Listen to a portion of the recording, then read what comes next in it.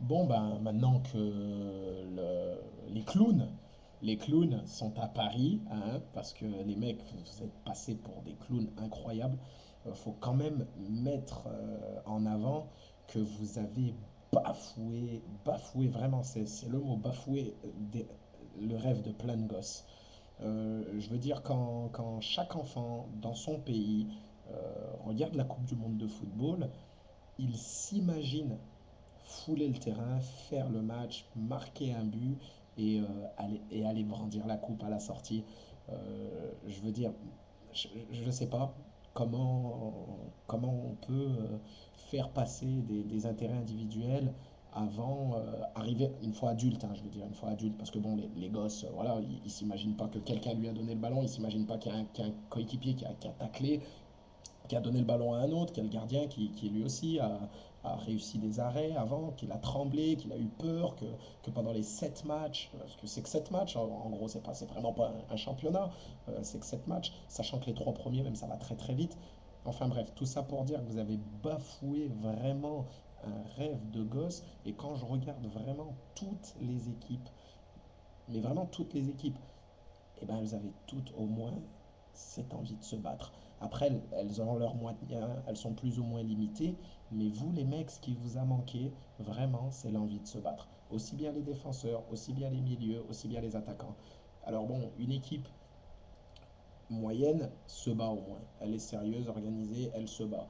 Euh, une bonne équipe, elle a en plus du talent. Une très très bonne équipe, elle a juste un petit brin de chance en plus. C'est tout ce qu'elle a. Et elle a mais en tout cas, c'est sûr qu'elle a des mecs qui s'arrachent les uns pour les autres, au moins sur le terrain. Après, en dehors, que vous couchiez ensemble, que vous alliez au resto, que vous fassiez des ciné, j'en sais rien, des pokers, des coins, je sais pas, ce que vous avez envie. Ça, c'est votre problème, ça vous regarde. Votre vie privée, franchement, j'ai envie qu'on la respecte. Le scandale à Ribéry, je vais revenir encore dessus. Euh, c'est un scandale, c'est vrai. Mais après, l'acharnement, le déballage tous les jours, les photos, les machins, c'était vraiment dégueulasse. C'était vraiment dégueulasse. Je veux dire, s'il y a un dossier qui doit être instruit en justice, eh ben, qu'il le soit.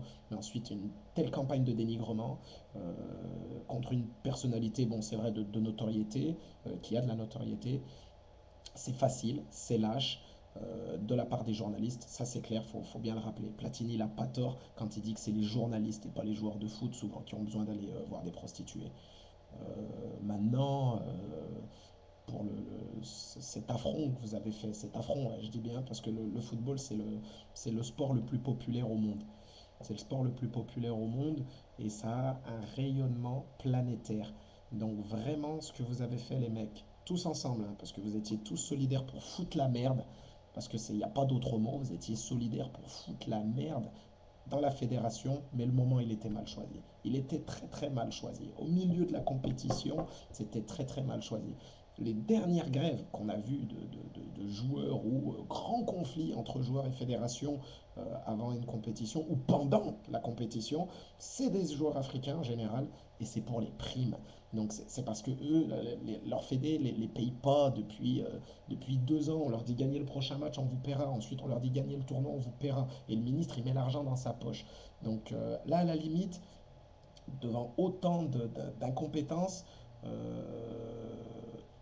de hauts responsables, je peux comprendre et cautionner. Surtout que, bon, bah, dans les équipes auxquelles je faisais allusion, on trouve le Togo, euh, où il y a des joueurs qui jouent en national, c'est-à-dire des joueurs, les mecs, ils sont facteurs bouchers aussi, à mi-temps.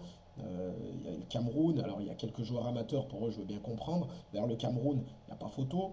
Samuel Eto'o, lui, il paye les primes, c'est lui qui paye les primes. Comme ça, les mecs, ils parlent pas d'argent. Donc il met vraiment ses coéquipiers dans les meilleures conditions. Après, le Cameroun, il a déçu. Euh, c'est par les résultats seulement. C'est pas par rapport à l'état d'esprit. Les mecs, ils se sont battus. Eto'o, il s'est sacrifié. Il a joué à droite. C'est la Vox Populi qui a exigé qu'il joue dans l'axe.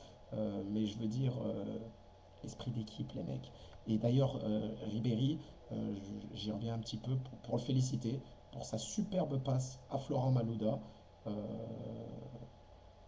il était décalé un peu sur le côté droit. C'est un peu dommage. C'est un peu dommage qu'il ait fallu attendre d'être mené 2-0 au troisième match, que les carottes soient déjà cuites pour voir ça. Mais